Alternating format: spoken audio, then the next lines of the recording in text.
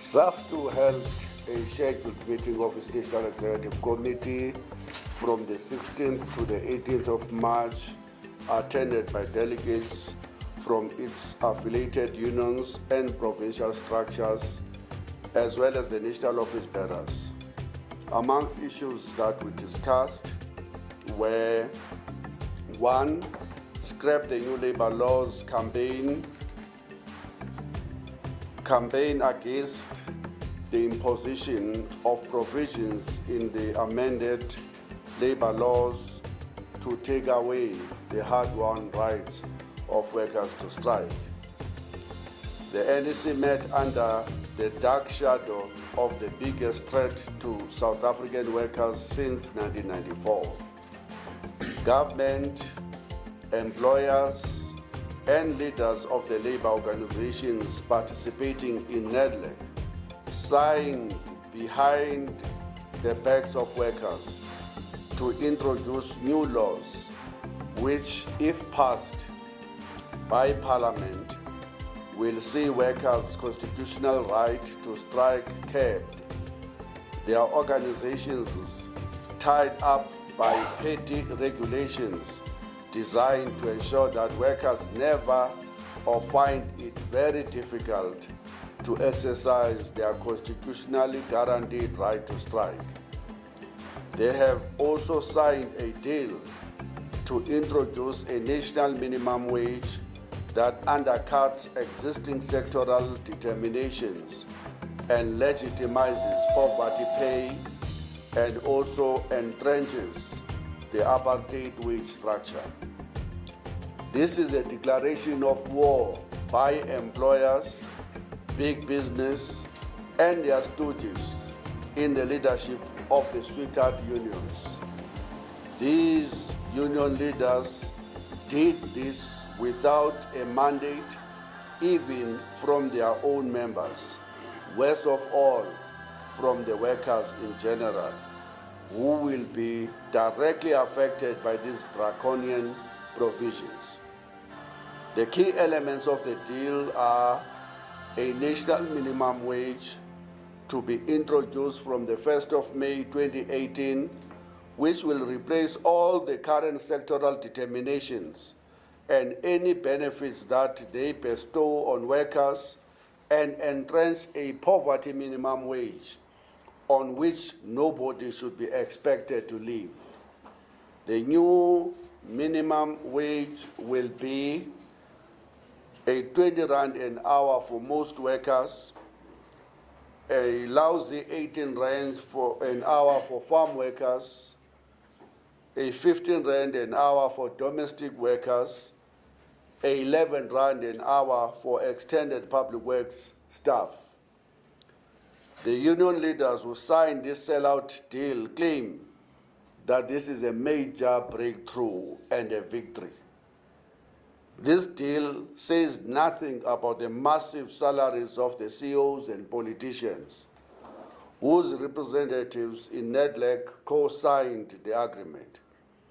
The Deloitte accounts report revealed that the average pay of an executive in the country's top 100 companies is now 17.97 million rands a year, which amounts to a 69,000 rands a day. If that is the average, there must be many who receive even more.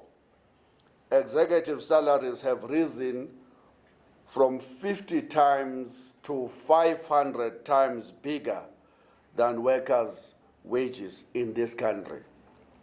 Many of the companies who are paying this caustic amount to the executives are the very ones which are demanding that the unions should agree to lower wages for their workers. None of them would ever agree to subject themselves to such low salaries, but are happy to impose them to workers. SAFTU insists that the national minimum wage will do nothing except to entrench the apartheid wage structure, to keep millions of workers trapped in poverty and slave wages, to widen the income inequalities that have made our country the most unequal in the world.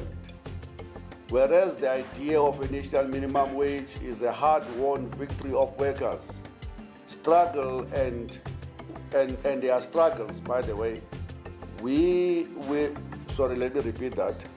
Whereas the idea of the national minimum wage is a hard-won victory of workers' struggle and will understandably be celebrated by many workers scandalously earning below these figures, the proposed national minimum wage is a legislative attempt to pour cold water on the militant struggles of the immortal mine workers and the outsourced workers fighting for 12,500 and 10,000 rands per month. In addition to this minimum wage, the NEC parties have launched the most savage attack on the constitutional right of workers to strike. It will mean that workers must be balloted secretly before they embark on any strike. This will give employers a free rein to interdict strikes based on allegations that in some part of the country, somewhere in a factory that is not even the radar of the union itself, there were some mistakes committed during the ballot. Unions must engage now, if these bills are passed, in a long and an extended conciliation process before they can strike.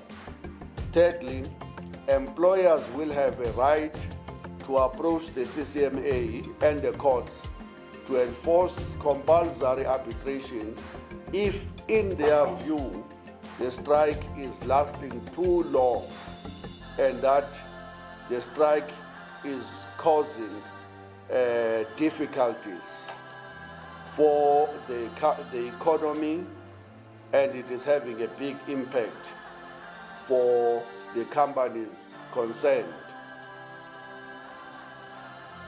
This will give employers enough legal reasons to stop any strike at all, even just by claiming that it will adversely affect their business, which is precisely what a strike is intended to do.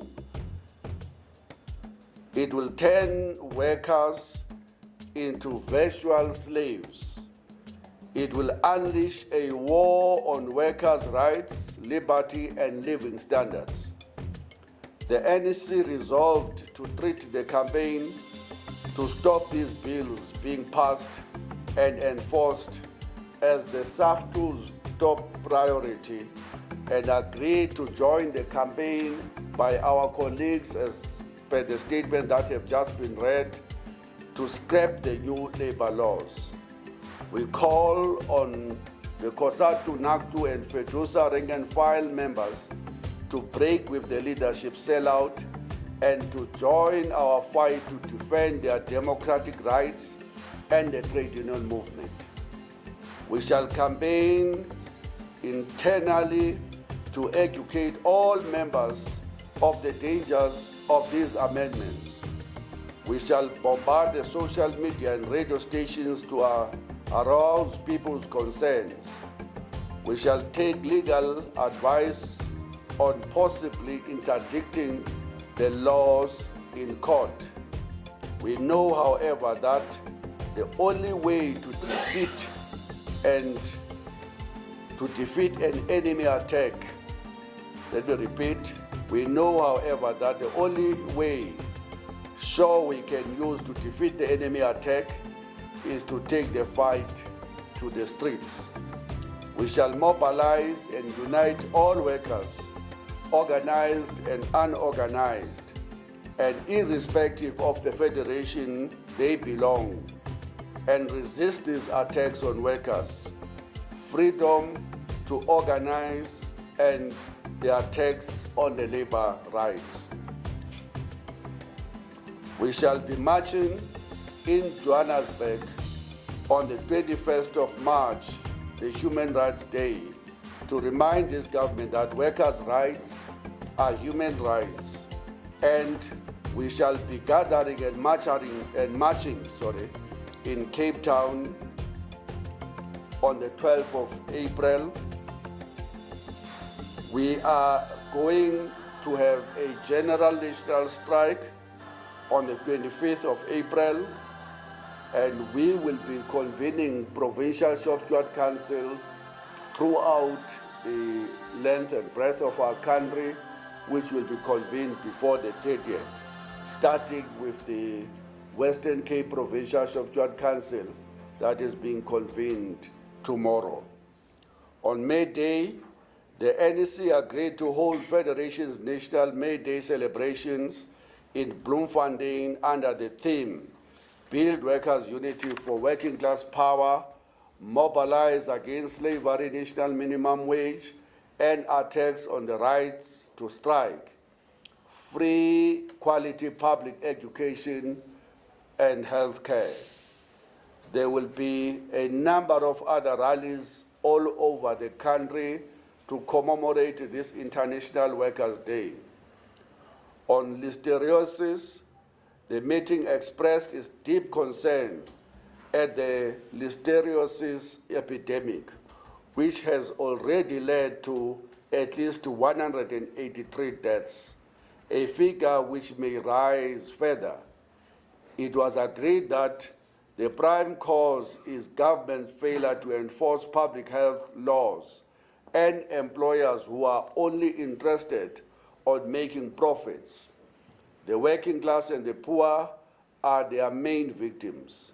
SAFTU supports the families and have initiated action or class action to sue the companies involved. We will do everything in our own power to support them. In addition to that, we call for a full-scale investigation under Section 32 of the Occupational Health and Safety Act into the epidemic, so that we leave no stone unturned in search of the truth, so that the culprits are held accountable. Nothing short of the arrest of Tiger Brand CEO, Mr. Lawrence McDougall, will satisfy SAFTU and the victims of this tragedy. We will write a letter to the President and the Minister of Labor to make this request.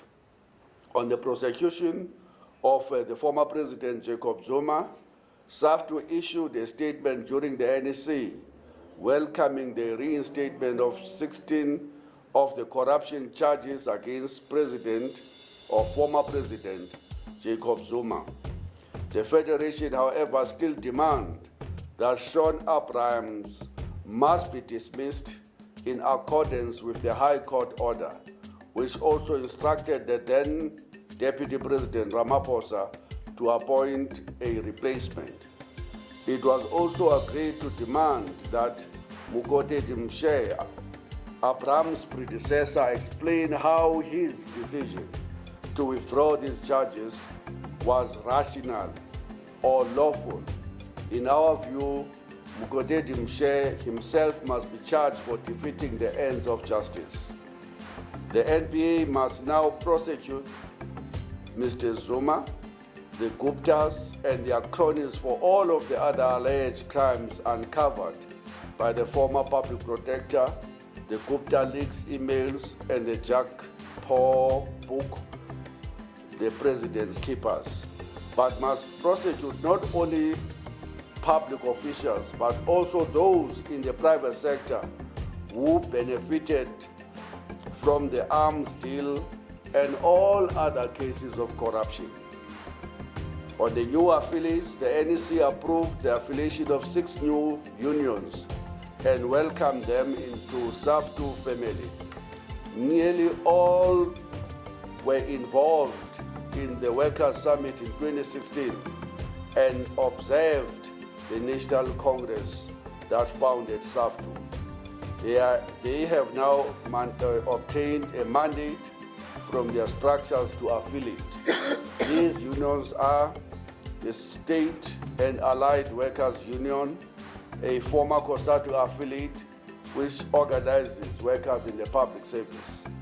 The General Industrial Workers Union, GIUSA, which organizes workers in a range of industrial and commercial sectors.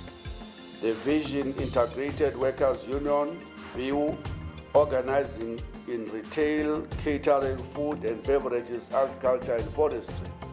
The College Workers Union of South Africa, COWUSA, which organizes mainly staff in further education. The Influential Information and Communication Union of South Africa, ICOWUSA, whose members work in post office and municipalities. The South African Football Players Union, another former COSATU affiliate, who have members organizing as per the name of the union in football. They all combined have added another 33,000 members to the federation.